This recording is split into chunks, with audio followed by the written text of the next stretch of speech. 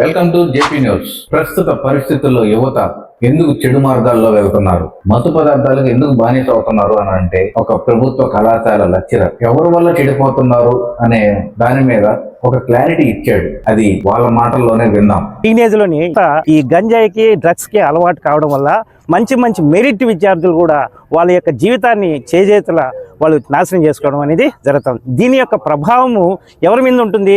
ముఖ్యంగా వాళ్ళ తల్లిదండ్రుల మీద ఉంటుంది, వాళ్ళ వ్యక్తిగతంగా వాళ్ళ యొక్క భవిష్యత్తు మీద ఉంటుంది, సమాజం పైన ఉంటుంది, ఇతర విద్యార్థుల పైన కూడా ప్రభావం ఉంటుంది. కాబట్టి ప్రతి విద్యార్థి తప్పనిసరిగా ఈ డ్రగ్స్కి అలవాటు పడితే వాళ్ళ జీవితాన్ని వాళ్ళే సర్వనాశనం చేసుకునేటటువంటి పరిస్థితిలోకి వెళ్ళిపోతారనేటటువంటి విషయాన్ని విద్యార్థులు తప్పనిసరిగా గుర్తించుకోవాల్సినటువంటి అవసరం ఉంది.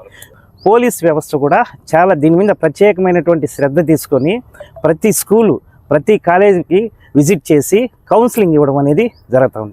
ఆ కౌన్సిలింగ్ ద్వారా ఎన్నో మంచి మంచి విషయాలు చెప్పడము, వాళ్ళ భవిష్యత్తుని ఏ విధంగా కాపాడుకోవాలనేటటువంటి కౌన్సిలింగ్ చాలా వరకు పోలీస్ వ్యవస్థ కూడా ఇవ్వడం అనేది జరిగింది.